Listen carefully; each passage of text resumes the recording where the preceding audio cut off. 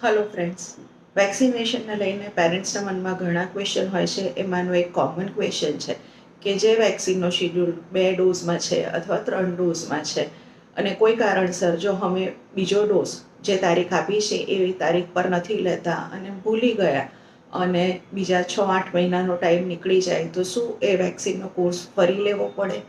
So the answer is નો. તમારી વેક્સિનનો course જ્યાંથી છૂટ્યો છે ત્યાંથી જ નવેસરથી ચાલુ કરી શકાય છે. એટલે સમજો હેપેટાઇટિસ એમાં 2 ડોઝ છે અથવા તો ચિકન પોક્સમાં 2 ડોઝ છે અને તમે પહેલો ડોઝ લીધો, બીજો ડોઝ રહી ગયો છે તો એના માટે નવો કોર્સ ફરી કરવાની જરૂર હોતી નથી. સેકન્ડ ડોઝ જ ડાયરેક્ટ લેવાનો હોય છે. એવું બને કે એ જ અપ્રોપ્રિએટ વેક્સિન લેવાનું પણ તમે ભૂલી ગયા હોય, જેમ કે 1.5 વર્ષનો બૂસ્ટર, 5 વર્ષનો બૂસ્ટર.